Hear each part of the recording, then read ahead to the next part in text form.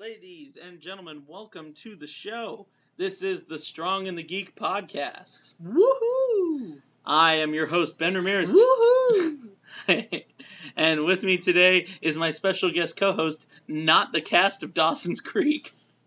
What was the theme song? You are gonna wait all your life. Sorry, that would be the reverse. Yeah, that's right. Yeah, I was about to say that I'd be there for you, but that's something else. That's Friends. Yeah, that's Friends. No, it's the I don't want to wait. Yeah, for our lives to be completed, to finish. Dawson's Creek was atrocious. Yes, I know. Like, Friends is pretty good. I mean, admittedly, Dawson's Creek was before I was either of us were like old enough to give a shit about that show. What's a One Tree Hill? Isn't that another like clone of Dawson's Creek? Yeah, I don't know. Is that a? I think they're all like teen dramas. Oh, so basically like anything on ABC Family. What's it called now? ABC Family has a new name. It's really fucking. Does stupid. it have a new name? Yeah, it's called like. We'll have to look it up. Did they rebrand the whole network, or? Yeah, the whole ABC Family, that network now is known as like revamped or hashtag or something. Yeah, they always go with like just some it's like mundane, like it's not connected to anything weird. It could just be like fresh. No, but they know what they're going for. Tune into Fresh. They're going for like 16-year-old girls who love Pretty Little Liars. Watch every other show on our network. Yeah. By the way, I watched a couple episodes of Pretty Little Liars, not by choice, and let's just put it this way. I wasn't intrigued, but I did want to know who the villain was. But apparently it's like pretty far into the show, and still they don't know who the Pretty Little Liar is. Like sooner or later, that shit's got to pick up. I had heard those words before. I didn't even know that was a show. I mean, I think that it's supposed to be like, I guess the thematic element of the show, and its really thesis statement is that they're all pretty little liars. Well, aren't all humans liars? Yeah, but not all of us are pretty or little. That's true. I'm not little at all. And I'm not pretty. Aww. Anyway. Poor Dawson. Poor Dawson and his friends. Now, one thing I have thought about watching is How to Get Away with Murder. Had heard of it, but now after watching Suicide Squad and seeing Viola Davis as Amanda Waller, I want to see her in that show and see it's like How to Get Away with Murder, the Amanda Waller story. Yeah, the young Amanda Waller story. Exactly. So Amanda pre-Task Force X. How she worked her way up in the world. From what I understand, it's like a procedural. Right. Yeah, for those of you who have no fucking idea, it's not actually a DC show. Like it's not actually related to Suicide Squad at all. However, as usually happens, from now on we don't refer to her as Viola Davis. We're just gonna call her Amanda Waller. Same thing with like Jesse Eisenberg. He's just Lex Luthor. I don't even know what the shit of Henry Cavill is. So yeah, first things first, I'm really, really excited about this, so I'm not even going to wait for you to ask me what I got into this week. Okay. I'm just going to get into what I got into earlier this week while I was getting into it. Got it? Yep. Then let's get into it. All right, so I had the lovely opportunity this weekend I was actually at a bachelor party all weekend, so I'm not going to talk about that because that would be breaking the bachelor code. However, before the bachelor party, I had the opportunity to go see Seth Rogen and Evan Goldberg's Sausage Party. Oh, so while at a sausage party, I know. Prior to being at a sausage I party, pre-gamed for a sausage party with a sausage by watching Sausage Party. So let me just off the bat say this movie is hilarious, absolutely absurd, but extremely well done. So really quick, I'll do my review. So the film, it purposely has like shitty animation, but like it's like the animation isn't super well done. Really? Yeah, it's not great. Like compared to the other like CG and we have like the Frozens and the Secret Life of Pets. Well, that's weird because they said like this will be on the par with like Toy Story 3. No. It wasn't. No, the animation is like, but it's like silly because it's fucking like Honey Mustard Jars singing and stuff. Oh right. But it's purposefully silly. Yeah. Like the character constructions are really the best is there's a douche that he doesn't have any legs. He just walks around in his arms. But he's the villain, right? Yeah, Nick Kroll. Yeah, the douche is the villain. But I will tell you this much: the animation it's funny how silly it is. The character designs, but also the food. You guys should know by now on the Strong of the Geek. I'm a fan of my puns. The food and grocery store puns in this movie are on point from opening title sequence to closing credits. Okay. I heard there's also a lot of food sex. We'll get there. Okay. The puns are fantastic. The jokes and like kind of I don't know a better way to put this other than racial stereotypes are quite on point. So I bet you can guess what the bagel is. You can guess what the firewater is, reminiscent of a Native American chief. Yeah. Pretty much every food group is quite reminiscent of the place it's initially associated with. The douche actually acts straight out of a guy from the Jersey Shore. And there's a funny scene where the douche juices up because he grabs a grapefruit juice box and, like, goes down on it and sucks all its juice out. And he's like, juices up. Oh, man.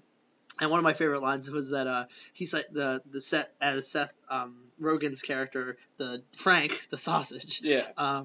He's like, he talks to him, he's like, you ran into the douche? Did he come at you? I laughed so hard. So yeah, the jokes are hilarious. It's obviously super vulgar, but no big deal. It's absolutely absurd. Now, but the thing is as absurd and ridiculous as it is, as I keep saying, it's satire of religion and politics and like differences between groups is fantastic. And we and my friends left, like, my friends don't really, like, necessarily give a shit as much about, like, you know, the important, like, thematic elements of a film as much as I would. Right. Because we're, you know, very classy here on this show. We're twirling our mustaches. I have a mustache of twirliness. You're wearing 2 monocles. They're called spectacles. They're called bionicles. All right. Yes, I'm wearing bionicles. You're wearing bionicles, like the little Legos. No, but seriously, no joke. So the point of the movie, just really quick, is that the food items, they believe that in their creed is that they're in the world, the grocery store, and the deities, the gods, will pick them and take them to the great beyond, and that's outside the grocery store. Right, and each different kind of food has a different viewpoint on what that means, right? Like various religions. Well, you don't get they're all one religion, and they sing a song actually in the movie opening musical number, which is also fucking absurd. But the song is like their creed. And so they all believe in the song, and the song is what they live their life by. So they follow all these rules. So, for instance, you know, 2 food items of the same gender can't connect with each other because it's against the song and against the gods. That kind of stuff. Yeah, or they're never supposed to leave their package because if you get out of your package, you're unclean. So you're supposed to wait until you're in the great beyond, and then you can come out of your package and be with your respective partner. So that's Frank's motivation, is he wants to get out of the package so that way he can be intimate with Kristen Wiig's character, the Bun. Right. But anyway, so what happens is that Danny McBride's character, the Honey Mustard, is chosen, and he's freaking out because he's chosen, but actually the human who bought him wanted regular mustard. So they bring him back a few hours later, or the next day or something, and he's scarred because he's seen what the truth is. Okay. And he's telling them all, this is bullshit, it's whatever. So he jumps off of a cart and kills himself. And then there's this ridiculous scene where 2 carts bump into each, and so Frank and the Bun are chosen. And while they're getting ready to be chosen, another cart bumps into their cart, and a bag of flour falls and explodes. And so there's this slow motion scene that literally is like a recreation of the opening of fucking Saving Private Ryan. Oh yeah, we saw that in the trailer. But with food, and like there's like a can of soup like plagued with its noodle insides and stuff. It's absolutely ridiculous. So Frank goes on this mission he's told to seek out Firewater because Firewater knows the truth. So he goes on his quest with his little food buddies who've all escaped their packages to go find Firewater. And the douche is hunting them down. And so they find out Firewater, and spoiler alert, Firewater reveals to them that there is no fucking great beyond, that they knew the truth, but they decided to keep make the lives of them at the grocery store better and keep them under control. They created the song. They created this story. And so, it ends with, I'm not gonna, we spoil everything on here, don't we? Yeah, spoil it, Alright, fuck it. So, the little, played by, Michael Cera, he's a little weenie that's, like, deformed in the package. Okay. Well, he gets chosen, and he makes it back to the house. He's able to sneak away when he sees the horrible truth. He's able to sneak away and team up with some other food items, and actually, it's a guy doing like bath salts, and when the dude does bath salts, he can talk to them. The bath salts open his eyes that he can see the food's eyes. Oh, okay. So, they kill him. They like decapitate him. Oh, Jesus. And they bring his head back to the grocery store. And Michael Cera tells them, like, I know how we can kill them. They're not gods. They're just, like, creatures. So they release, like, all these, like, drugs and get all the humans in the grocery store. They lock the doors, get all the humans in the grocery store, like, fucked up, and just murder all of them. Oh, Jesus. And they say, What a twist. And they say, like, the food items have taken over. And it's like, wait a minute, so there's no gods? There's no rules? And this is, like, the end of the movie, like, the very end. Like, well, what do we do now? And they just start blasting music and getting fucked up, and literally just, like a 3-minute sequence of all this food just fucking each other. They're all, like, gay, whatever, like, everybody fucking each other. The bagel and the falafel, which are supposed to be Israel and Palestine, Right. they hate each other the whole movie, start, like, fucking the shit out of each other. Frank goes through the falafel and the bagel and into the buns. It was like a 4-way. It gets really, really intense. And they just do a shit And ton that's the climax of the movie? No, that's the end of the movie. And then the very end is like, the Sweetwater tells them, like, there's something else we need to tell you. Not only is everything we've told you a lie, like your whole religion was a lie, but the truth is your entire existence is a lie. And they're like, what the fuck are you talking about? He's like, you're a cartoon. Like, you're just a cartoon that some, like, high assholes in Hollywood thought up or something. Uh-huh. And it's like, what? And they're like, you go through this temporal vortex and you will see, like, the truth. Like, you, and they point at the bagel, and like, you were voiced by a very prestigious actor named Edward Norton. And, like, I had no idea. It doesn't sound like him at all. Yeah, he did his Woody Allen impression for that. So you see Edward Norton as the bagel, and you're like, oh shit, it's like, you are Seth Rogen. Like, it tells them all, and then the movie ends with them going through the vortex. So that's, like, their opening credits. So presumably they're going to maybe have a sequel where they interact with their real life counterparts. I doubt that. I thought that the movie was going to end with, like, they go through the portal, and then during the credits it was going to just show, like, all the actual actors, like, just eating fucking everything. Like, I thought that's how the movie would end, but it didn't. How funny it would be if it was just them, like, holding hot dogs and buns going, yeah, get Yeah, it, really, just, like, high. just, like, smacking them into each other. I thought it was going to be something like that. Yeah. And Seth just, like, holds up, like, an onion ring and just starts, like, tongue punching it, just, Yeah. So, yeah, I mean, overall, I would give Sausage Party a 9 out of 10. 9? For Nice. what it is as a comedy, it was so good. I'm probably going to go see it this week, because we're going down to the beach this week, Yeah. you know, if it's raining or something. Right. you The know, I'll do dialogue something. and the jokes are perfect. The writing's great, and the animation's stupid, but it's funny stupid. Yeah. The one thing I didn't get was, so this was my really quick. We've talked about this for too long, but I didn't understand, because for some of them it was very, very, like, outspoken that no, your packaging is sacred and you don't like leave your packaging. You stay in your packaging. Mm-hmm. But then for, like, Danny McBride's character, and for some of the other characters we saw, like the can of soup and stuff, the packaging is part of their body. Yeah, I was thinking about that. Like, like when the package is pierced, they bleed. That's their blood is their actual food. Yeah. Item. So that I wasn't sure about, and I know it's the kind of movie where they're not supposed to give a shit about that. But part of me was like, wait a second. So, Well, I think the idea behind that is you count. It's based on whatever the unit of measurement is. You know what I mean? It's a hot dog and a package of hot dogs, but it's only a can of soup. right. It's not a can of soups. But a can of soup is 2 serving sizes. Trust me, I ate a lot of soup. Okay, well, maybe he's just overweight. Yeah, or maybe Or a jar of peanut maybe butter. they're all with child. Yeah. Jesus. But, like, for instance, if it was a bag of potato chips, Right. presumably it's just a whole bunch of chips in there. You know what I mean? Well, Or is the bag itself alive? the bag is alive. Okay, And see. because you see a bag of chips and it explodes. Well, you know what? And all the chips that go flying are like what do you call it when, like, the metal shards that, like, Shrapnel? Yeah, it was like shrapnel Oh. with the potato You chips. see, now that is weird. Now here, And the bag of flour was like one guy. okay, but then again, I mean, if the villain is a douche, that has nothing to do with food. No, but even, like, the other items, like firewater was was a bottle of liquor. Yeah. But it's just, for me, it's just like the packaging is the body for some, and for others it's like you don't leave your package. So I didn't get that. Yeah, I guess that's different cultures. Yeah, okay, that makes sense. Yeah. Actually, collectivism versus individualism. Yeah. All right. Anyway, Yeah, so there we're it is. going super highbrow on this. Dude, this movie, you'll see the satire. It is very highbrow. Okay, well, going from something ridiculous into something kind of awe-inspiring in a way, I picked up the game No Man's Sky this week, which you guys know if you've been listening to the show that I was very excited to play this game. Yeah, very hyped.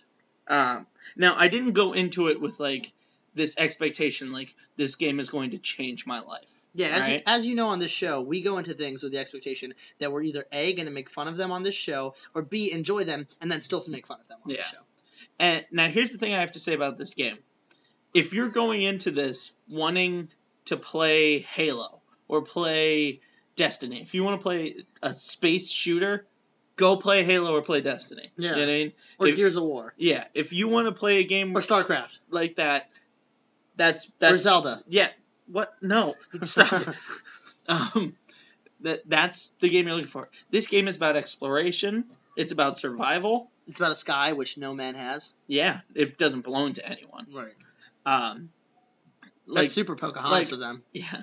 I will say the combat in the game is a bit lacking. Okay, but that's not the point of the game, is it? No, I mean, combat plays a role. I've died a bunch of times. Because every time I go into space, I keep getting attacked by pirates. And on planets, I keep getting attacked by either robots or alien life forms. Who built the robots? They're throughout the universe. They defend things. Oh, like the Sentinels in Halo. They're literally called Sentinels. What are the odds of that? For instance, if you mine too much, or if you kill too many... I heard about these, actually. Yeah, if you just start killing stuff, or start, cutting down trees, they're there to... They show up and they start scanning you, and if you keep doing it, then they turn on you. And depending on which planet you're on, they're set to be more chill or more intense. Or on some planets, they're just not there. If there's, no plants or animals, if it's a dead planet... That's a fucking dictatorship, man. They're the SS. Yeah. There's a moon that I landed on that if they see you on this moon, they will kill you, period. It doesn't matter what you do. Do you think that moon maybe has, the unobtainium? No, but it did have a monolith that I had to go to, which is, an ancient alien artifact. Okay. So it was if you get on this moon, there's a big thing that you should check out, but you're going to have to fight your way there. So how many hours have you put in so far? Not too many. Probably 5. Okay. Again, the game is extremely vast. All right, so give us your take from 5 hours of gameplay. Okay. Everything. So, music, graphics. Yeah. Okay. So the first of all, the music is fantastic. It's very high sci-fi. You know what I mean? It sounds perfect. It's that kind of Stanley Kubrick. You know what I mean? 2001: A Space Odyssey sort of thing. Is it like Interstellar at all? Yeah. Because Interstellar was probably very very big. Interstellar was probably my favorite sci-fi soundtrack. Just the music makes you got this sense of vastness. The game drops you in immediately. Mm-hmm. There's no, even when you turn it on, there's no press X to start. It just starts where you have crash landed on this planet. It's very Pokemon Go of them. There's no cutscenes. There is no, you never see your character. You never hear your character. It's just you out there.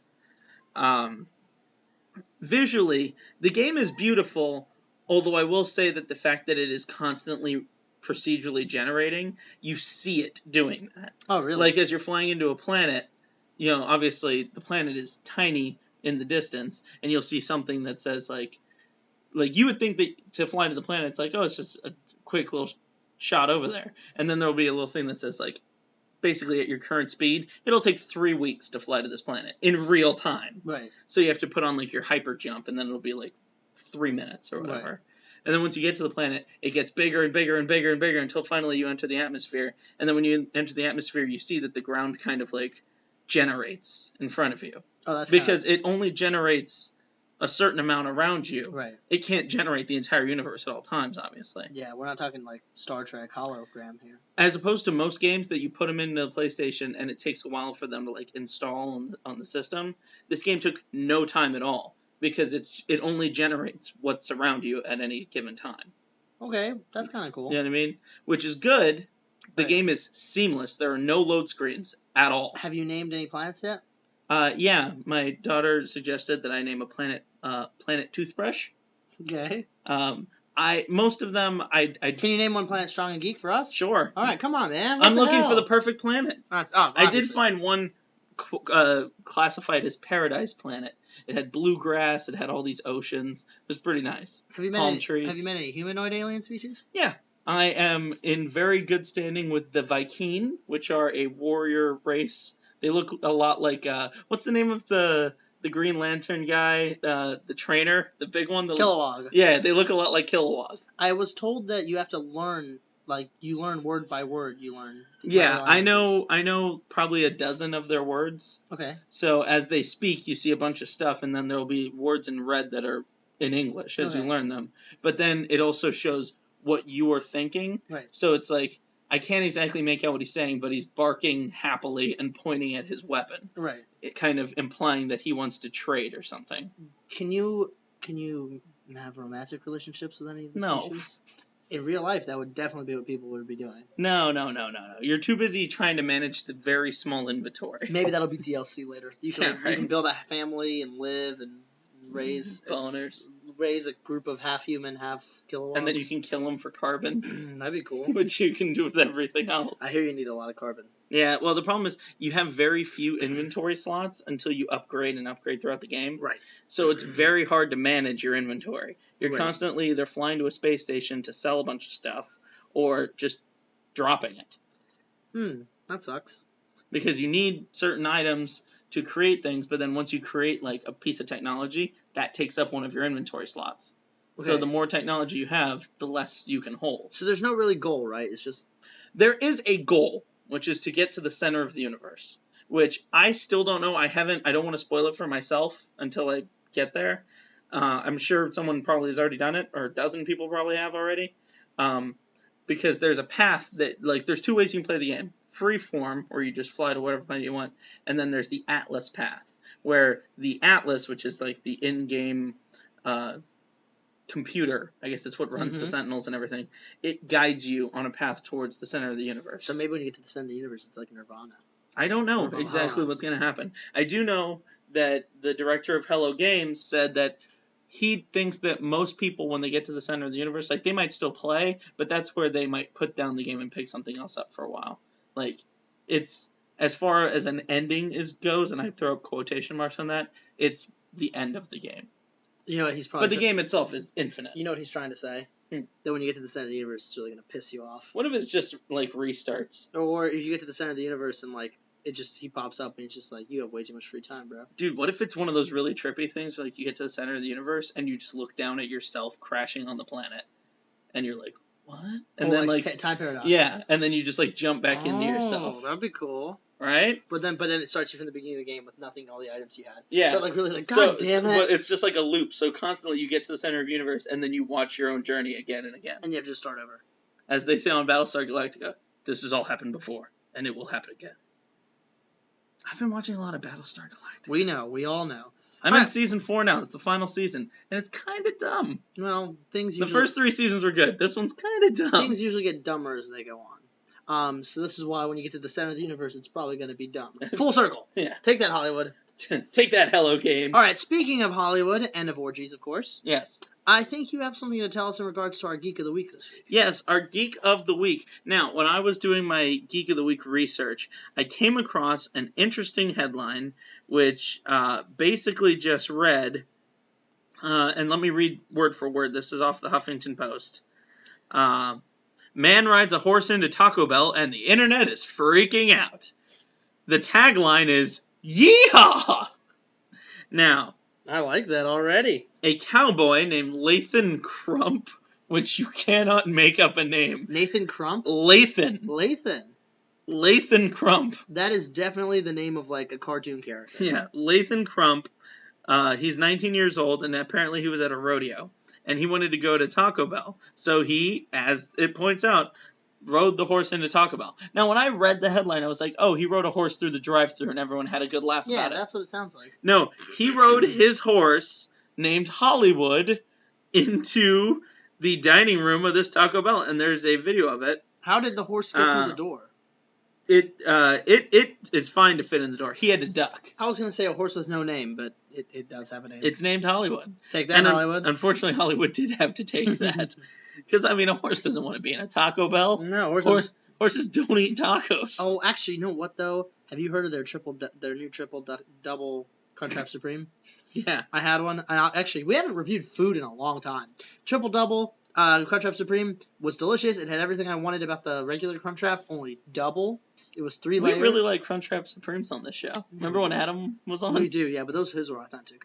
I would give it, the only problem was that the tostadas inside of it that separated the layers were a little on the stale side, so that knocked it down for me to a 7 out of 10. All right, please continue. Sorry, Hollywood. That's okay. So he's riding old Hollywoo into this restaurant, and thankfully nothing happened. I watched it and I was like, you don't do that. Like you're a cowboy. You should know better Yeah. than to put your horse in a dangerous position Hold around on. human beings. But then again, we've never been cowboys before. When you get that craving for I don't know. La Cocina Authentica Mexicana de Taco Bell, you Yeah, gotta go, yeah. man. That if that guy Lathan Crump heard you say those words, he would tell you to go back where you came from That's because true. Taco Bell is as American as apple pie Or he'd build a wall around it. and horses named Hollywood. Or he'd just build a wall around it. Yeah. So in any case, I was gonna give it initially to him until I watched the video and I was like, no, the real star of this show is Hollywood. Yeah, Nathan has a cool name, but other than that, Lathan Crump. I keep calling him Nathan. Yeah. Sorry. Because your brain is like, there's no way. Yeah, the Huffington Post made a spelling error. No, Like, there's no, because then there's his Instagram and it says Lathan. Damn it. At first I thought, yeah, they obviously, I mean, L and N are that far away on the keyboard, but, like... Yeah, I can see. Like, Yeah. if For those of you who obviously can't see us because it's just the two of us here, he is miming with his hands where the L and the N are. Meanwhile, we're recording this on a computer that's sitting directly in front of us. So essentially what he's saying is that I did not use the resources at hand. I used the hands as resources. In his mind, he's like, the L would be here in the end, and I just point at the keyboard and look at him. Well, I'm a pretty good typer, to be fair. I can type it like... Typist? No, I'm a man. I'm kidding. All right, moving on. Congratulations, Hollywood. Your check will be in the mail. Woo! And save me some Crunchwrap Supremes. Take that, Hollywood, and ride off into the sunset. Very good. So, is it that time for the main event? I think it's wait. You wait right there. Okay. One thing I wanted to mention. For all of our wonderful fans and out there, and also for you, I had the opportunity this week to obtain something that I haven't obtained in a long time. Was it unobtainium? No, it's obtainable. Okay. It's obtainiumable. But I'm so stoked about it. I got my hands on a copy of The Legend of Zelda: The Ocarina of Time GTFO for on Nintendo 64. on the N64, not the GameCube remake. No, the original. So I haven't gotten to play it yet. I'm gonna hopefully start tonight, but I am so stoked for this. Nice. And it actually was significantly less expensive than I thought it would be. Yeah. I've seen some on eBay going for like over $100. Well, I mean, yeah, it's a collector's item. I obtained mine for approximately 1/4 of that cost. Okay, So, not too not bad. Not too bad. All right, sorry. Pardon the intro. That's okay. No, that was fair enough. That was strong and geeky. Oh, it was geeky as geek. All right, on to the main event. All right, now I do have to make a little correction because last week I told you this week would be our fifth week top 5 because I got my dates crossed up and I thought last week was episode 19. Today is episode 19. He forgot that we took a vacation. So next week will be fifth week top 5. This week we are doing something a little bit different. So for all of you out there who are like, "Oh my god, I love those fifth week top 5s," you're gonna have to we're gonna have to wait another week of playing until you get the sensation. Although this week we'll give you this week we'll give you a little taste of something kind of similar. We're going to be talking about our favorites and least favorites in different categories. Well, more like what we consider the best and worst. It doesn't necessarily mean it's our favorite per se. Right. But what we think is the best and the worst across a long spectrum of categories. Right. So, for example, if we were to say like Taco Bell food items, best, I would say cheesy gordita crunch. Worst, cheesy roll-up. So that's my kid's favorite because it's the only one we get for them. And by the way, as a matter of fact, I work with children, and for just out of nowhere, we were talking about someone mentioned the cheesy roll-up, and one of the kids was like, "Is that like a fruit roll-up?" And I had never thought of it that way before. When I heard this kid say that, I was like, "Oh shit, they're right, man." That's fucking disgusting. All right, go on. All right, so that's how this works. Yeah, or if we were gonna say, for instance, party food, I would say buffalo wings. Best, celery and like veggie platter, worst. Yeah, or fried like gummy bears. Nobody wants to dip radishes in Southwest Ranch, Janine. Sorry. Anyway. Yeah. Ugh. Damn it, Janine. God damn it, Janine. All right, moving on. That's really funny. As a matter of fact, hold on, you guys can't see this, but he just was talking about that, and I just got a text message saying having veggies and dip for apps. That's actually really ironic. But all right, keep moving. God damn it, Janine. Yeah, what the hell? Quit texting us. All right. All right. In any case, so our first Category 1. Yeah, our first category is the superpower category. Best and worst superpowers. All right, so I think I'm going to start a precedent here and say that it's much more fun to talk about the worst. So let's start with the best. For me, the best superpower, and I've always felt this way, is the power of flight. So, thinking about my own personal life, the ability to travel and save, for one, you save gas money, you save flight money, you save ocean money, all these things. Ocean money means money you spend traversing the ocean. Your ocean tax? Yes. No, but to be fair... As if you're a member of the West Indian Trading Company. Yeah. The East Indian Tea Company. No, you would be saving money because you can fly anywhere. 2, you can be like a bird and fly away. You know, you don't know where your home is. You don't know where your what's that song? I don't know where my home is. Yeah, that's the one. I always thought she was saying homies, and I was like, you don't know your homies. I like a bird. Yeah, that's Nelly Furtado.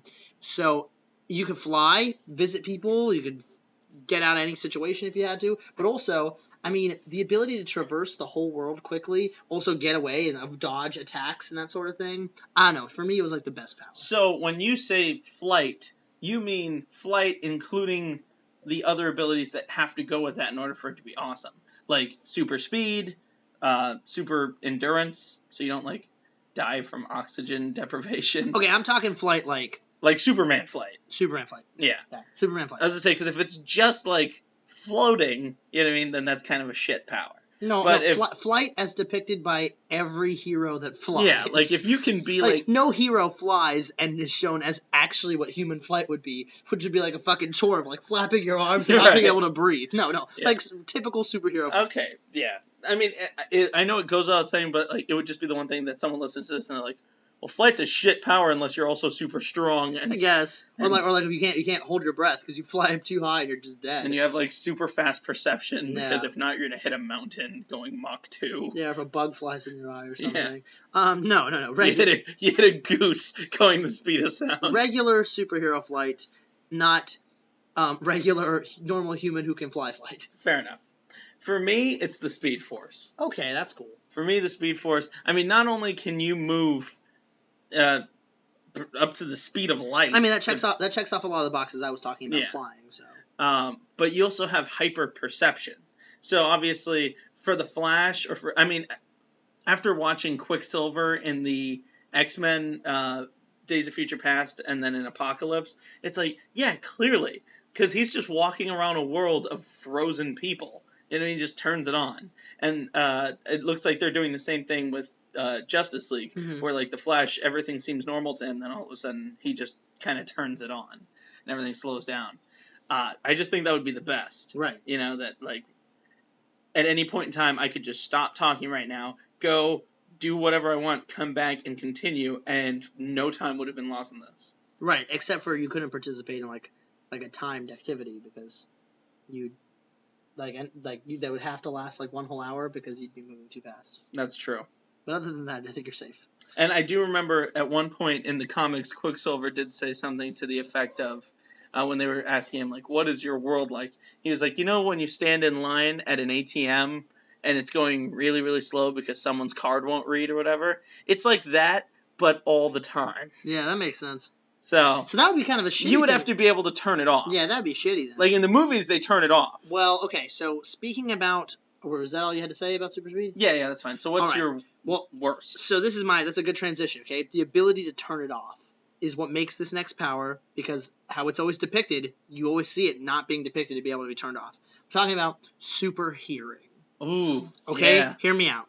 So I'm gonna use Man of Steel as the example. So in Superman, how Superman's depicted, you always see him able to transition from X-ray to normal vision. He can switch. Well, if he wants to see super far away, he and even us humans. He has telescopic vision, yeah. And even us humans can do this, where we can, if we need to see farther away, we squint a little bit, or we focus on something else in the room, and our eyes automatically adjust with the muscles in that region. Like we can adjust that, but we can't adjust our hearing. Like you have to use your selective attention to try and listen to something that's more quiet. Yeah. But if something's loud, you can't, unless you cover your ears, you can't tone it out, right? Yeah, and I mean, if it's quiet or loud, you still hear it. It's just you have to pay attention to it. Or you can block it out or something. But I'm talking about, I guess, use noise canceling headphones. But super hearing would be the worst thing ever. Because think about it, like everywhere you are, and like unless you train like Superman to like tune it out, he still has to at some times hear people fucking or hear people taking dumps, hear women giving birth, hear people getting murdered and raped and stuff. Like hear Donald Trump just thinking anything, out loud. hear Donald Trump doing anything. Hear babies crying constantly. Like, you think a baby crying in an airport, in airplanes annoying? Think if you could hear every baby on every airplane in, like, a 2,000-mile radius. Yeah. Like, superhero would be god-awful. Yeah. I mean, I get a headache when things are too loud, besides our show, pretty often. So, superhero would just be a non-stop headache for me, I feel like. Okay. Funny thing is, I was also thinking of a sense one, and I will see your hearing, and I'll raise you super smell. Oh. Like Wolverine. Oh, yeah. But smell, if you don't... You can use that for something important. Right. You can track with it, sure. But if you don't inhale a smell, you don't smell it, Yeah, but can you imagine just, like, walking down the street and being like, well, that guy had burritos for lunch. That girl's about to start her period. You know, like, everything in the world. Yeah. Like, you can perceive things, because a dog smells things and it doesn't, its brain doesn't. And how's that motherfucker not pass out every time he's filling his gas tank? Yeah, like one whiff and boom. Yeah, or like to get high every time he's riding with an expo marker. Yeah, can you imagine like you're about to bed down with your lady and you're like, we can't, you're ovulating. Right. You know what I mean? And how does that work? Is super smell like a heightened, like a superhuman ability to intake sensory information through the nostrils, or a super ability of the olfactory bulbs, like in the brain, to interpret that information? I think it's a combination of the two. Okay. Obviously, you would have to have large nostrils. Yeah. And all the extra sensory like neurons in your nose and shit to pick up the little particles. But then an overdeveloped olfactory part of your brain to then perceive and put that together. Right. Like, that smell is not such and such. It is exactly this. Here's because what I was thinking if that part of the ability to take it in, like, so your, let's say, just enhanced nostrils, so to speak, and, like, breathing in power through your nose, dude, holy shit, must they have some crazy cocaine adventures. Like, that must be just a whole other ballgame. Yeah. It's surprising that there isn't a superhero that just has super smell and is just a drug dog. Yeah. But, like he has heroin. Lots of heroin. Too much. Yeah. Oh, man, and then that means, like, everyone with BO, like, you have to pick up on everybody's BO. Exactly. Oh, God. And you could be like, I can follow you anywhere. Yeah. Because your BO is very distinct. Right, and you know how, like, some people say, like, certain people have, like, distinct scents? Like, I don't really buy into that. I don't really detect distinct scents on people that often. Yeah.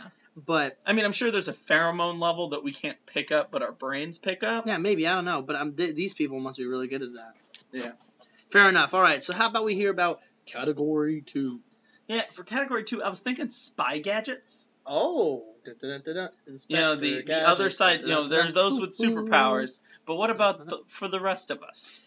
All right. Well, let's hear what you got. For me, I think the coolest spy gadget has got to be the spy car. Oh, I mean, I know it's kind of cheating because it's full of gadgets, but the spy car is the essential, you know, it changes colors and has guns on it, oil slick, rockets, whatever it needs, even the little spikes that come out and cut tires. Right. Like, you can't have a good spy without a good spy car. That's true. Yeah. Well, except for Tom Cruise, as in Mission Impossible, doesn't really have a spy car. He does in Rogue Nation. Oh, I always thought it was just a kind of a car that he just happens to be a spy inside of. No, because it had like a whole heads-up display on the windshield. Oh, that's right. And Yeah, all actually, no, that was pretty sweet. And I think it changed color, or like went invisible at one point. You know, I'm full of shit. No, you're right. I was thinking of Tom Cruise in Vanilla Sky. Fair enough. Yeah, or, no, I don't think Jason Bourne gets a spy car. Yeah, but Jason Bourne's more like a he was in the CIA. Yeah, so he's like a real world spy. Yeah, he's like a human spy. Not like a spy gadget spy. Yeah, not a spy kid. Yeah. So for me, it's the spy car. Okay. My best, if I had to go with, would be the like face changing technology. Oh, so, I was thinking about that one. So I originally it's just and I'm thinking about Mission Impossible. It's originally just a mask, but it gets to the point where they have the thing and it like detects the points of their face and like digitally and it changes their voice. And it digitally alters it. It's just like you are now Philip Seymour Hoffman. Yeah, I think that would be sweet to have. One as a spy, that's like the ultimate a gift because you can literally infiltrate anywhere with that sort of thing. Sort of like a Mystique. It's actually Mystique in real life. But the other reason why it'd be cool is it'd be really great to fuck with people with that thing. Yeah. And if you could program that thing to start making your face like, I guess Snapchat sort of is doing this right now, right? Wait a minute. You're saying that you want to wear a mask so that people will have sex with you? No, that's no. Maybe, no. Okay, no. I'm saying Snapchat sort of is already doing this, like tracking your face and putting something on top of it. Yeah. It's turned me into a dog a lot. I like it. But Snapchat, the dog thing. I know what Snapchat is. Okay, good. No, but what I'm saying is if you could, like, put on your face and put in, like, fictional stuff, so you could, like, for Halloween, instead of having to buy a shitty Mickey Mouse mask, it's hard to say, you could actually be Mickey Mouse, because I don't know, man, that'd be cool. Yeah, that'd be cool. It would fulfill a lot of my hopes and dreams, huh? I thought you were meaning, like, you get in the bedroom and you're like, hey, baby, put this on. Tonight I want you to be Zoe Saldana. Okay, yeah, I mean, you went there, and your wife is upstairs. You were the one that said fucking first. I said fucking? Yeah. Oh, my bad. That was literally you said, I mean, you could be fucking with people with this. No, I assumed you meant fucking people with this. No, I meant like messing with them. Like you wear the mask and like pull pranks. No, that's Hollow Man, dude. You're pulling a Hollow Man. That's why I thought when you said, no, I wouldn't put it on. I'm not Zeus. Yeah. I'm not going to put it on and be like, I'm a swan. Let's do this. You know what, though? But there would definitely be a lot of people who would do that. Absolutely. Yeah, we're not rapers on this show, damn it. We're not rapers. All right, Jesus. All right, continue. So the dumbest spy gadget. Go ahead. Admittedly, it's effective, but it's so damn boring. It's the pen camera / microphone. Yeah, which is like you can buy now like Dollar General. You gotta keep in your pocket. Because first of all, you gotta keep a pen in your upper pocket, which is like the biggest cliche of like, nerd! You know what, though, I must admit that at work I do it a lot, though. Well, and yeah, it's easy practical. Access. It's easy practical. Access. But here's the thing about it. What if, like, you put the pen in your pocket, but you accidentally turn it around to the mic and the camera just facing your chest? Oh, yeah, I'm sure that's happened at least 1,000 times. Yeah, then it's like, we got everything we need. No, we don't, Jim. Yeah. Like damn it, Daryl, we don't got the feed. That's a nice shirt, but we need to get out of here. Is that Egyptian cotton? Yeah, oh, dear. So, yeah. What's the thread count on that bad boy? Right. I think that while, like, useful, it's just a shit gadget. It's boring. You can buy it right now. You could buy it today. Yeah. Yeah, I mean, we should license Strong and Geek spy pens. Spy gadgets. Yeah. So for me, it's the invisible ink. Oh yeah, that has to be like developed. Yeah, well, like no, that like you write something and then to see it you have to like. It's like kind of like lemon juice in a pen. You write it, and to see it, you have to like have a black light shine on it. Yeah. Okay, a couple of things about this. One, why the hell are you writing public messages for any reason if you're a spy? Two, what are the do they like somehow like all spies carry also a black light on them like just in case we have a secret message? Well, and here's the thing, it's like, dude, just text me. Yeah, yeah. Or send one of those cool, like, self-exploding messages in the mail or something. Yeah. Or call me on the phone. Can you imagine if they were just, like, a little late to getting that message, by the way? Right. You know, and they open them, it's like, this message will... And then it just explodes because they didn't time it properly. Yeah, it was like halfway... Or someone hit fast-forward. Yeah. Or someone didn't rewind. Like, that's where Be Kind Rewind started. Yeah. Like, if you don't rewind, this is really going to screw with someone's day. I don't know, man. Please do not put this in a trash can, as it could start a wildfire. Right. And we are currently in a drought. Well, and I don't know if you've ever like messed around with any of those like invisible ink spy message kits, but it's definitely water soluble. The ink. Yeah. So I mean, if you write that shit in public and it rains, well, sorry, man, mission failed. Also, presumably, if you write it on white paper, you could still kind of see like this residue? Yeah, like a residue of where you used lemon juice, well, right? I feel like that's kind of true on anything. Like, you can see, like, that is dark, like, wet there. You'd be like, no, there's something written here. Guys, does anyone have a black light? Like, look and be like, yeah, I think I have one on my camera pen. Hang on. Like, oh, damn it. They're writing the coordinates for where the nukes are again. Hey, where's the Russian guy? It's in Russian. Oh, there you go. So basically, boo invisible ink. Boo spying. All right, what's category 3? Category 3. All right, category 3. I'm saying we hop back over to the Superverse just for a second to talk about the best and the worst superhero costume. Ooh, superhero costume. Superhero, supervillain. Can we go both? Yeah, super person. Okay. Super person costume. Fair enough. For me, the coolest superhero costume, it's one that's rather little known. I'm not going with a big popular one. It's Spider-Man Noir. Okay, that's a sweet costume. Yeah, it's a little offshoot of Spider-Man. Takes place, I believe, in the 30s, where he's during the noir. an investigative journalist. It's just really cool. It's very much like Rorschach's. You know what I mean? But more. I don't know. So he's got the like the Spider-Man thing going on, sort of, but then he has like a duster. Yeah, well, and, he's wearing like a fedora. He's wearing like a mask and goggles. Yeah, and then he's wearing like a fedora and a duster, and he's got kind of like a. But it's like all black, like a spandex suit or whatever for he can move around. He's not like Spider-Man. Yeah. You know what I mean? He's not like swinging from webs and doing all that. It's like taking like the symbiote suit and Inspector Gadget. And Rorschach. And making this not sound retarded. I was saying it's like Oh, sorry, I used the R word. Yeah, it's like Rorschach and the symbiote suit put together, but then made cool. With the touch-ups to make it cool. Yeah, it's very cool. If you've never seen it, check it out. It is pretty sweet. Yeah. And if you play Spider-Man Shattered Dimensions, you can play as Spider-Man Noir. Which is fun. Don't know what that is. It was a game. It was a good game. Last generation of consoles. Gotcha. Alright, so how about the worst? Well, what's your best? Oh, my best? Alright, so I'm also going to pick a very specific super suit. I'm going to go with one of my favorites, which I really thought was cool, is Batman's costume from Lee Bermejo's Batman Noel. Oh, yeah, So the Christmas Carol story with Batman. I mean, the artwork, to be fair, it's not just the suit. It's the artwork in that one is fantastic. It all looks like kind of like almost like oil paintings. Mm-hmm.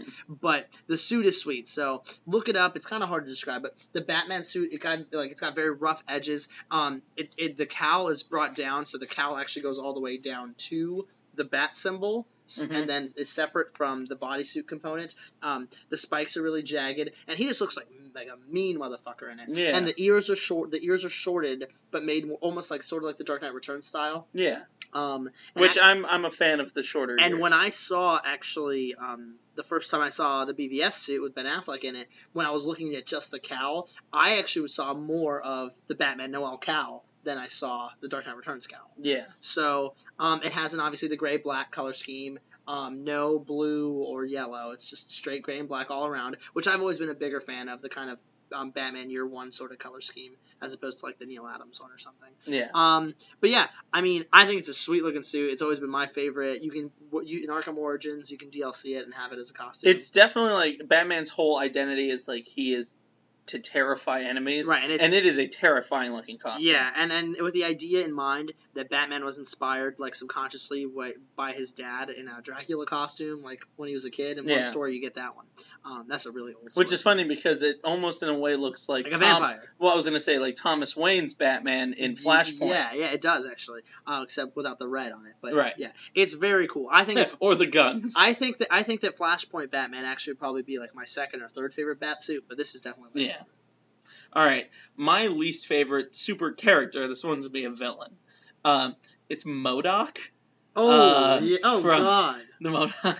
It's an awful costume. Yeah. But then again, he's a giant head with, like, little arms and legs, so his butt has to be, like, his suit is also the chair that he, like, sits on. And presumably he just floats around in it. Presumably, like, poops and pees in it. Yeah, it's an awful character design to begin with. Actually, he looks kind of like Egg Foo. Yeah, or just like the middle part of Krang. Yeah, you know what I mean? The part of a totem pole just got to get right. off. He just looks like a part of a totem pole. Yes, he does. Has his glued some little arms. And, like, yeah. He's a fucking Mr. Potato Head. He's a Mr. Potato Head with a rocket launcher butt. Yeah. And mind beams. You know what? I should know this, but what the hell is his power? Is he psychic? Yeah, he's psychic. Okay, I thought so. And he's the leader of AIM. We just looked up some pictures to. Oh, is that a Donald Trump MODOK? Yeah, Donald Trump MODOK. That's pretty funny. All right. So going on to another subject. Oh, well, I didn't. I'm sorry. Yeah, what's your least? So MODOK sucks. Mine is a superhero, and as I always am biased in my DC, I'll stick there for a second. I have always just despised Plastic Man's costume. Oh yeah, he's just wearing like red pajamas. So he's wearing like, well, not even. He's wearing like a red leotard, but it laces up the front like a hockey jersey, but he leaves it open and doesn't wear anything under it, so you can It's see. very like Vegas showgirl-esque. Yeah, it's just okay. So, but then he wears these like big like Kanye West glasses with his little Superman curl going on. I've never been.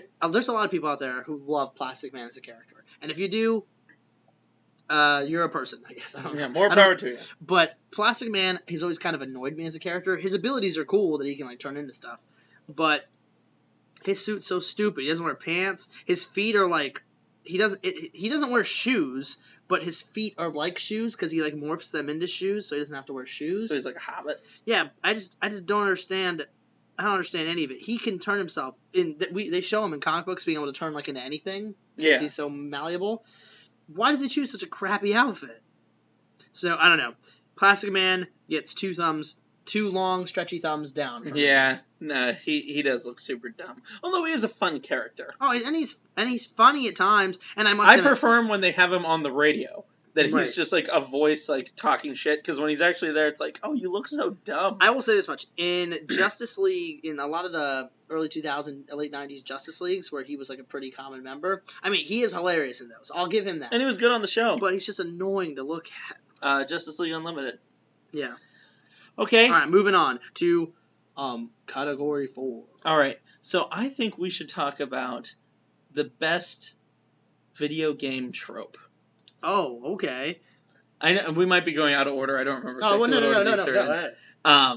But so there are a lot of tropes in video games. I was almost thinking like we do video game and movie tropes, but video game tropes are so specific. And iconic. Yeah.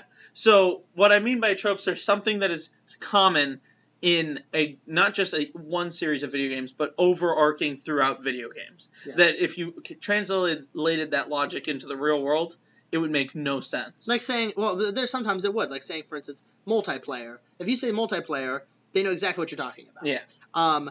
But in real life, we don't use that language. Like, this is a multiplayer activity, everyone. But Yeah, right. So, okay. For me, one of the best video game tropes is having a mini-map. oh yeah, 100%. Yeah, like We kind of have that in real life now, but most of human history open all did the not. time out of the corner of your eye. Not using it data. Points you in the direction that you're pointing and shows you points of interest around you. And if there are hostile people around you, it indicates them with a red dot. Yeah. Yeah, a mini map to me is like it's in almost every video game. And if we're going like Zelda style, it tells you like where the treasures are. Yeah. And like In almost every video game, there's some kind of mini map. In games that don't have a mini map, they make it a big point to be like, you really have to explore in this. yeah, or you have to obtain the map. Like Yeah. they have a map hidden somewhere, but you have to obtain it. Yeah. Obviously, No Man's Sky, procedurally generated, no mini map. You know what though? Like that is like in real life that would be so helpful. Yeah. Like if I'm like, oh shit, I don't know where I'm going. Oh, hold on a second. Oh, there it is. Also, it translates to when you go inside. It just changes. yes. But you can't do that on a phone. No, man. So no you'd be way. like, where's the bathroom in this building? yeah, you never And have you to just ask like the question ever again. see it out of the corner of your eye. Right. So I think the best video game trope, mini map. You know what? I'm thinking, how did it know every time you were in someone else's house, and like anywhere you went, the map always knew? Because the map is God. Yeah, the map is It is our Lord. Have you accepted Google into your heart? yeah. All right, for me, the best video game trope, I'm gonna have to go with the ability to reset. Oh yeah, I'm gonna have to go with reset because there's a lot of things in life that don't go so well. That in your head, the first thing you think of is, "Damn, I wish I could have reset." Yeah, right. I'll put them together, save and reset, because they kind of go hand in hand. But just that power to like, oh man, go back to that checkpoint, reset. Yeah. There are many conversations / respawn, I guess. Yeah, respawn would be Yeah, part like of it. so shit happens. You just, Yeah, but respawn is like you have to pick up where you left off. Like if you get shot in Halo, you don't go back to when the score was 25-25. You go to 40-25. Well, yeah, in multiplayer, but in a single player campaign, you go back to whatever your last checkpoint was. I guess I'm thinking. Yeah, I guess that works. What I'm thinking is like, I've had a lot of things go in my life where afterwards I'm like, fuck, that didn't go so well. I wish I could just beep and reset. Yeah. You know, L1, L2, R1, R2, start like soft reset. Yeah, back to the main menu. I feel like it would help me with any time, for instance, ordering that Crunchwrap and the tostadas reset. Looking at my test and saying I got like a D. That never happened. But an A minus Yeah. reset, like anything like that. Anytime I ever got pulled over for anything, reset. Like, god damn it, I was looking at my phone, going too fast, reset. So, and honestly, if I'm gonna get really like, depressed here, I hate my whole life. Think of all my life decisions. Just reset. Don't do that. I'm just kidding. I don't feel that way. So yeah, I think reset would probably be the best and most useful. In real life, there'd be a lot of people resetting. Although, if reset also made everyone around you reset, that could be kind of a dick move too. Like, she said yes, and it resets to before you even matter. Like, damn it! But in like a game, you would remember what happened up till the reset. Well, only the person who resets it remembers. That's true. In the game, they don't remember. Yeah, they don't. Except for in Undertale. In do they? In Undertale, yeah. If you reset it, yeah. If you like, so apparently, like even like the very first boss, if you kill him on accident and you reset, excuse me, I had a cold this week, so if you go and you the second time, they're like, this is wrong. Like this has happened before. You've manipulated the system. I feel like you've killed me inside or something. Wow. Like it knows you reset. Well, for instance, in Shadows of Mordor, if you get killed, the game just continues because the idea is that you're not that you respawn, but you come back to life. Right. So the orc that kills you gets promoted, and when you run into that particular captain, he's like, "Didn't I already kill you once?" Like they remember. Right. Which is cool. That's a cool thing. Yeah. That's a cool trope. Yeah. Now. Worst. Let's hear about the worst. Okay. So, for me, now, obviously, this is cool in-game, but to me, it just takes me out of the experience when I think about it for even a second. It's the ability to carry everything. Okay. You know what I mean? Like, the idea that someone has all these swords or guns, and like, they have the entire carcass of, like, 17 animals. Okay, to be fair, in their pockets. Recent RPGs have gotten better at this.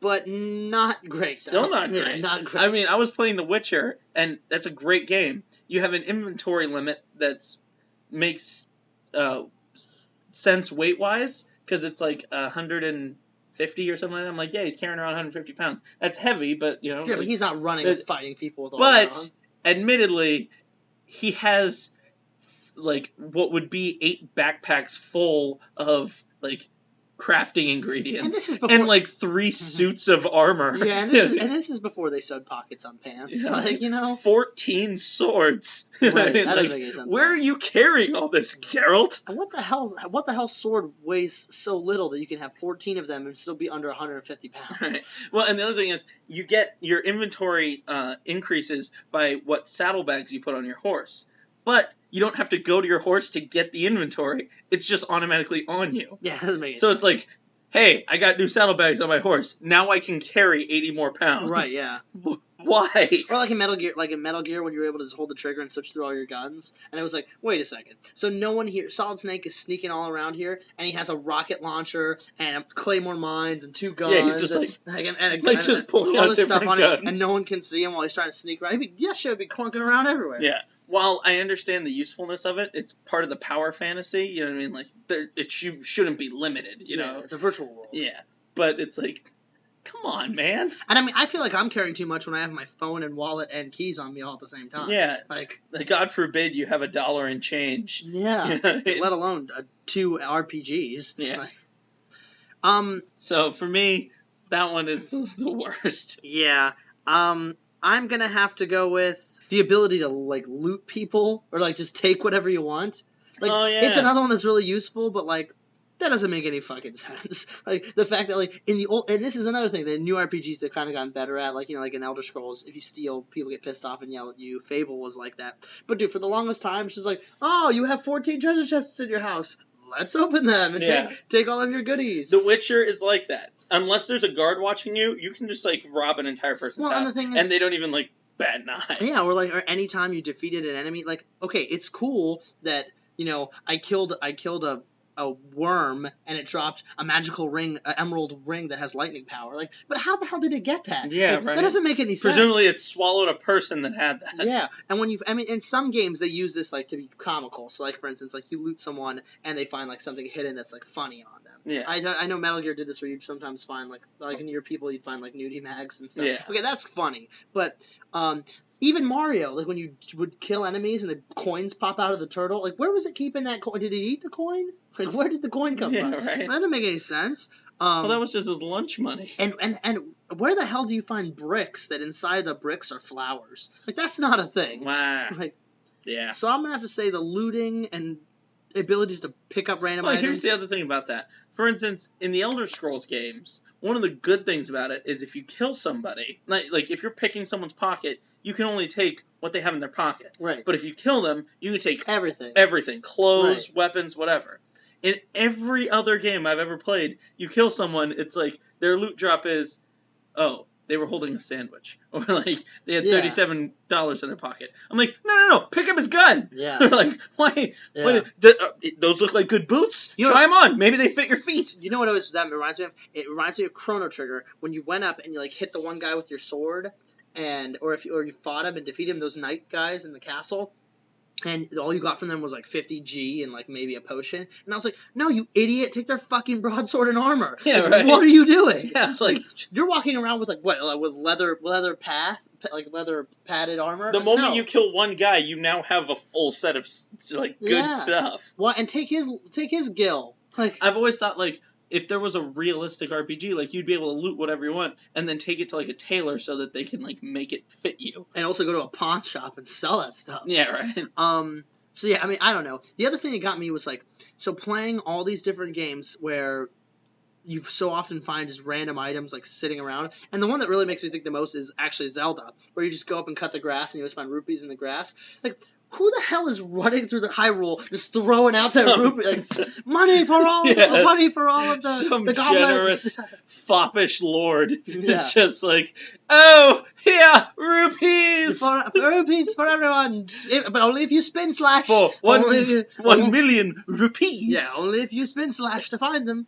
Now, on a similar topic to that, what about power-ups?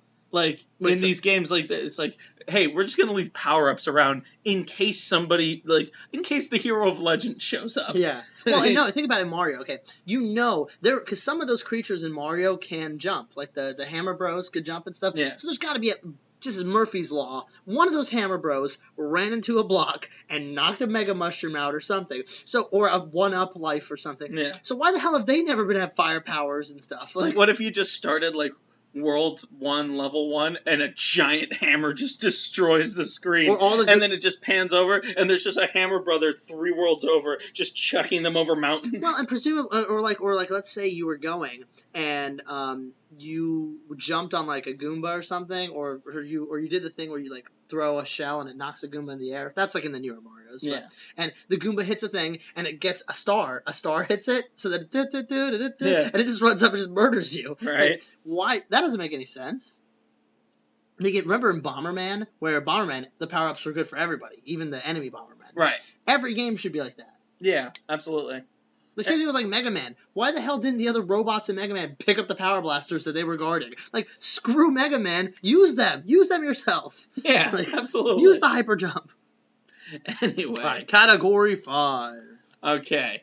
I think that one that we should talk about, just because it's kind of funny and it's on topic with some of the things we've been dealing with, are movie deaths. Okay. Like the death scene in a movie, which can be a super impactful thing, or it can be complete dribble. So it just depends on who does it. Mm-hmm. Like for me, best movie death, Hans Gruber getting knocked off the building in Die Hard. Okay. I mean, you got the look in the thing about that movie, that moment, is that Alan Rickman, his reaction is 100% real.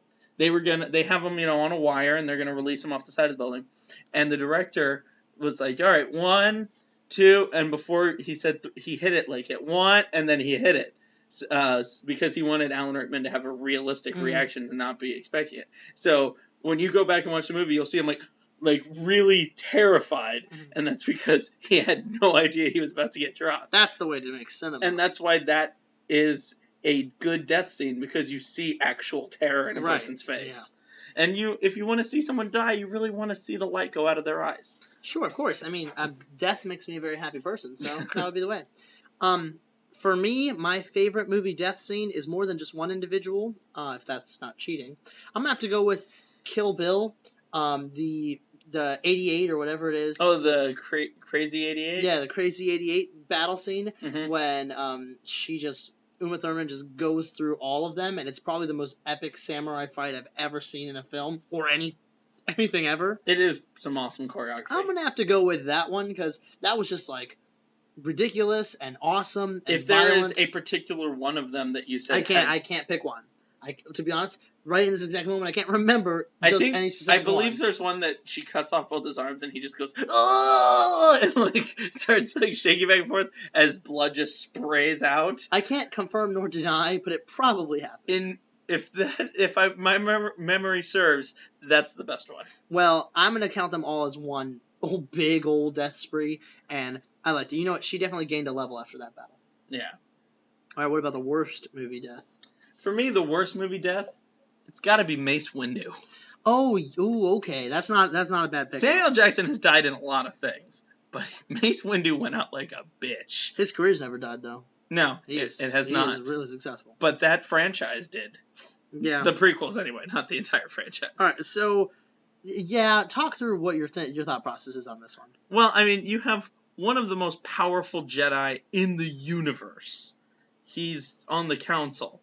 And he's got the Emperor dead to rights. And then all of a sudden, this little bitch, you know what I mean, who can't even make Master, which obviously they were keeping out of on purpose, but just turns the tables on him. Like it was nothing. Now, I know he was surprised, but, God, it was just a dumb movie death. And you know what? It really would have just totally changed the entire outcome of that film. Yeah. And all subsequent films, if he would have just went ahead and done it. What if he just killed the Emperor right there? Like, whoop. Yeah, that's what I'm saying. And then he just turns, he's like, hey, by the way, I know you're a Sith too. Whoop! Done. Yeah. The Republic continues! Yeah, we win. If I had to go my worst movie death, and I feel bad pouring out for her, but I'm going to have to go with the grandma from Dante's Peak. The one who died jumping in the acid and pushing the kids to the side. Yeah. That's a good call. It was noble of her, but then she's all like just dead from the waist down, like, ah! You know what though? I'm gonna have to do a tie. Can I do a tie? Sure. Okay, because I didn't know the rules of this are. My tie is either that one because she's stupid. Like I understand she was trying to save her kids, but Gramps, that's on you, man. Yeah. But 2. It's tied with that or the Titanic when Leo DiCaprio dies. I'm like, bitch, take turns. Take turns. You love him so much that you let him paint you naked. Just give him a little break on that. Yeah. I mean, obviously, we're not doing this based on, like, who gave the worst performance in a movie death. No, it's just, like, what stood out to us as, like, the worst movie death. And you know what the thing is, like, that was cool. That was noble of Grandma to save the kids, and it was... noble of Leo to let her stay on the door. I don't know, man. They could have sawed that door in half or something. I don't know. They could have shared. They obviously didn't know a lot about buoyancy. But, I don't know. Shame on you, Kate Winslet. Like, I was going to say, like, if I really want to pick out another awful movie death, it's the guy that gets runs over by the steamroller in Austin Powers. Oh, no, but that one's funny. Yeah. That's genuinely funny. Yeah, I'd have to go with the tie for those two. Ooh, or the shoe in Who Framed Roger Rabbit that gets dipped into the acid. Yeah. Ooh. Yeah, that's a good one, though. Yeah, but it's makes your skin crawl. All right, so how about we finish up with one last Category 6?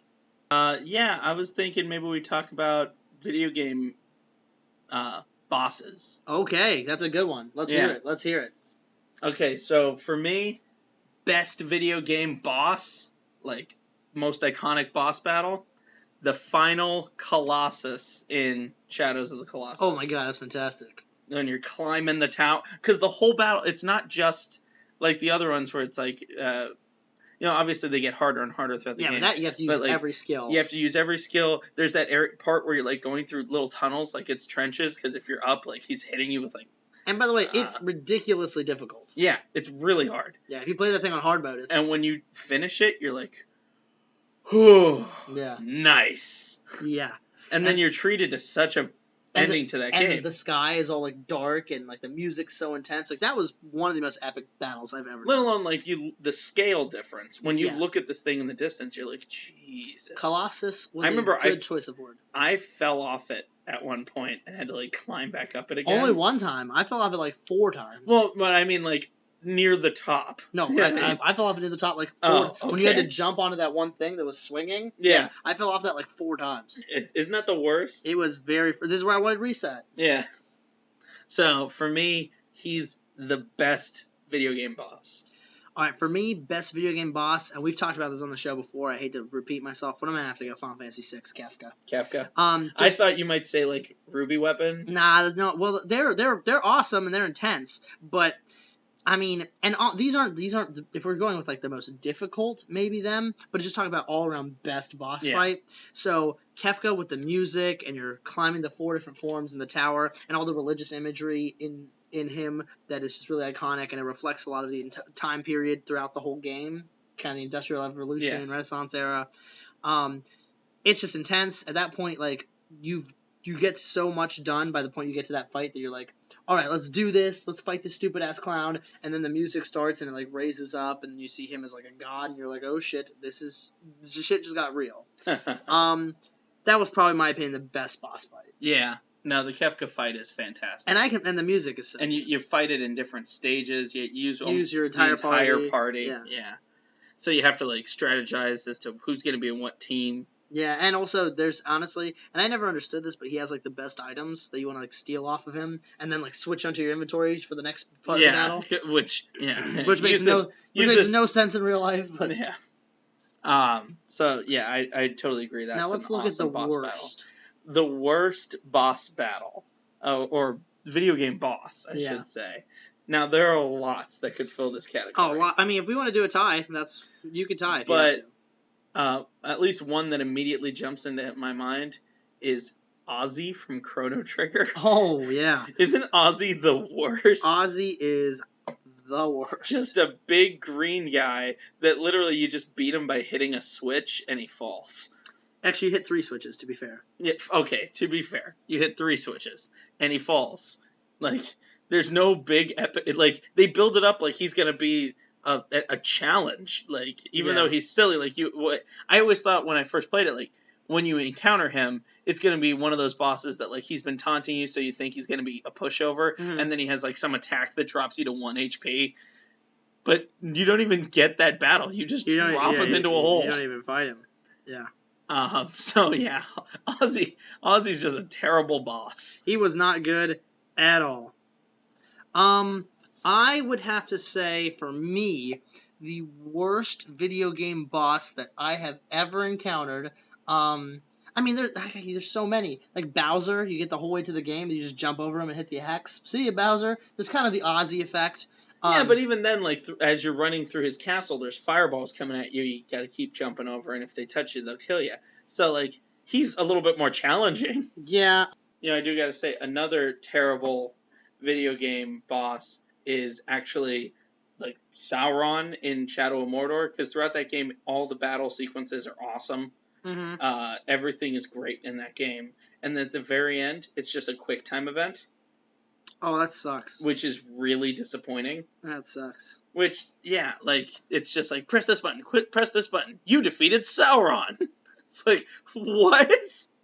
I've been fighting tooth and nail this entire game, and at the end, you're just going to sum it up and whoop, whoop, you beat him. Yeah, that's lame. That's super lame. If I had to pick my worst boss, I don't know, man. I might have to go with Uncle Andros. Oh, yeah. It's a flying monkey head, and, like, you have such intense battles. It's Star Fox. Andros from Star Fox. You have, like, intense battles with Starwolf and his gang, and that was, like, really intense. And you have all these intense fights against bosses that are pretty difficult, and they're these huge, massive robots and different kind of machines. And you get to the end, and you finally fight it, and it's just a monkey's face, and the face comes off, and it's like a robot monkey. Yeah. And if you unlock the super version, it was like a monkey brain. Well, if you went to the original Star Fox, it was just like a weird kabuki mask. Yeah, that shot out little things out. And why was it... How does that thing live or do anything? Yeah. How was he the grand? Was it a god? I don't know. Yeah, he was the leader of like this whole armada. Yeah, and like, then there was Andros in the N64 version that would like shake his face. Yeah, and it was his a monkey. jowls Yeah, would move. it was a monkey. Yeah. And then there's the secret slot machine, which is even dumber. But that's one of the coolest like hidden levels. It was like a cool secret, but it was stupid because you just like shoot at the arm and you try and get it to get all three. And yeah. You win. I don't know, man. I thought that boss was pretty freaking terrible. Yeah, Andros is pretty bad. Pretty bad. I mean, if I had to like. Especially when a game where you had some really cool, like the Star Wolf dogfight, right, or the Forever Train, right. Remember, you had to like get ahead of it and try. There was 2 different ways to end that mission. Yeah. Or either it gets away, or it gets or we either blow it up, or it hits the mountain, or whatever. Right. And most of the Star Fox levels had those multiple ways to beat things. Yeah. I think if I had to pick another one, I might have to say Gary from Pokemon Blue and Red.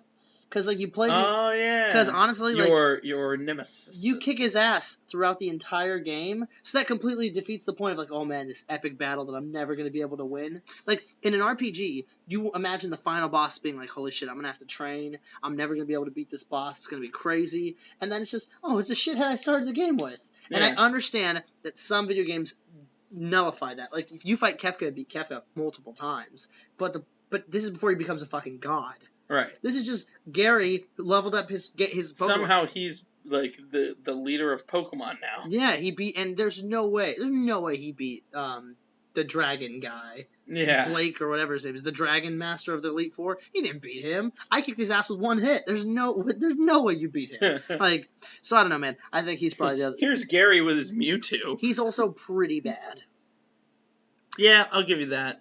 Yeah, but I think that wraps it up for our first time discussing our best. Oh, wait a minute. How could I forget the giant pile of garbage and poo from from Earthbound? Oh, yeah. Yeah. Well, there was also giant poo in Conker's Bad Yeah, Fur but Day. that was, like... funny. It was a joke, yeah. Yeah. I mean, obviously, the Earthbound one was, too. Yeah. But... it would use puke on you. Yeah, that was like anyway. Sorry. Yeah. So that does it. He was also a bad dude. That one just popped into my mind. All right, so let's finish this rodeo without Hollywood the horse.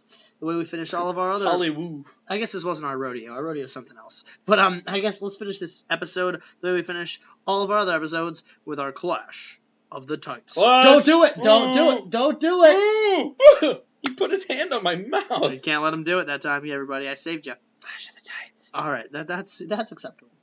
All right, so remind us, what occurred last week during Clash of the Titans? Well, we had Monkey from Dexter's Lab face off against Super Cow from Cow and Chicken. Ah, yes, and I voted for Super Cow. And you were wrong. I was. The internet says that Monkey, with all of his cosmic abilities, would defeat her and her Spanish ways. I guess she's not a rescate. Nah, I guess not. So yeah, good on you, Monkey.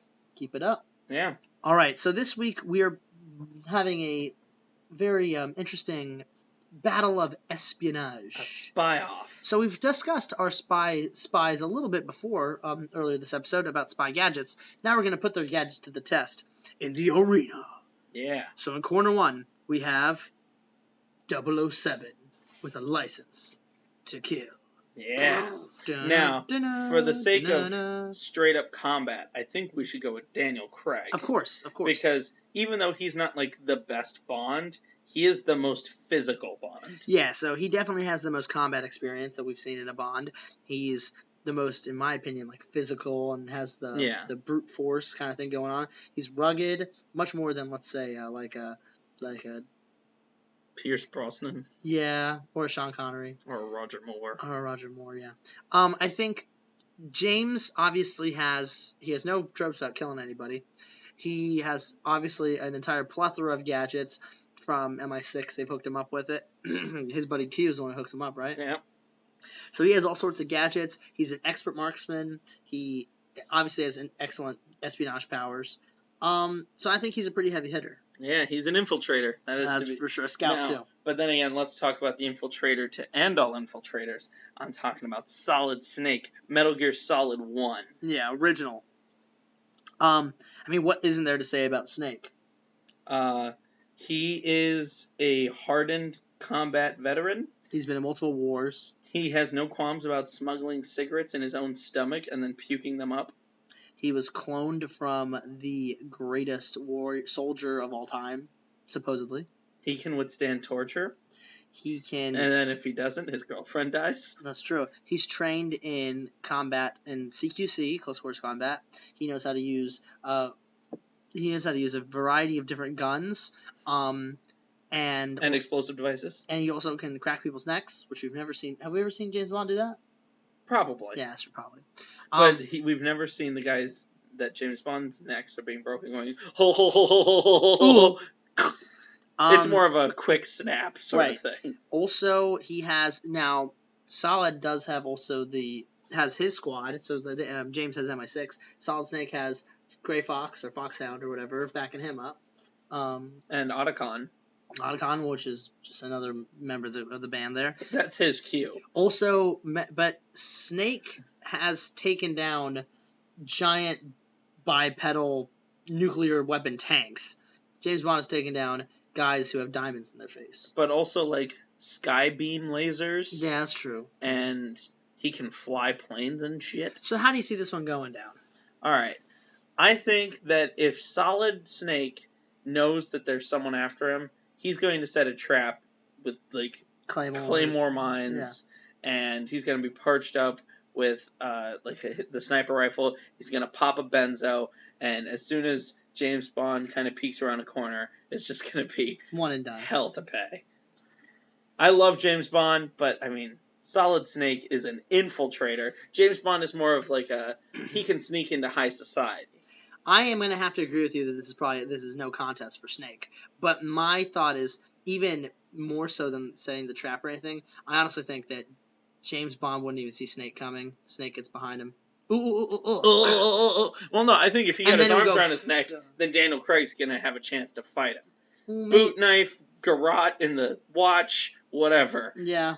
I think if Solid's going to have a chance, it's going to have to be a surprise attack. But I see Snake outpowering in any gunfight. Snake, close quarters. Snake, coolness factor. Snake. So now I will say, if there was going to be a straight up fight, a cool way this would end in James Bond's favor is the fact that his gun is biometric to his hand. So they get into a fist fight, gun gets thrown out, Snake pulls it up, goes to shoot him, doesn't shoot for him, and then boot knife to the head. James Bond wins. Right, but I still think that Snake would get the drop on him. Now, if James had the golden gun, automatic win James. But we're saying he does. Yeah, fair enough. All right, well, I think that just about does it for the Strong and the Geek, huh? Yeah, I think that'll do. We'll send us out. We are the Strong and the Geek. Make sure you check us out on all of the social media websites, Facebook, Twitter, YouTube. You can listen to us on SoundCloud, YouTube, iTunes.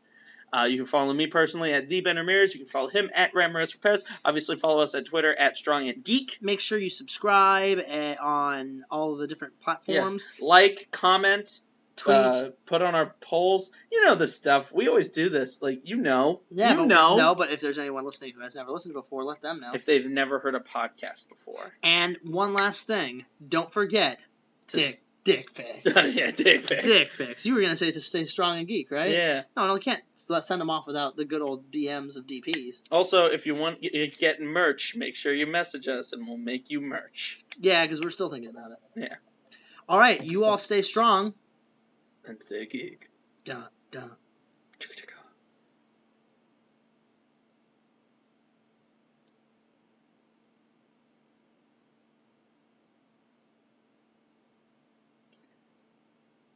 If you're still waiting, you should probably just leave the theater.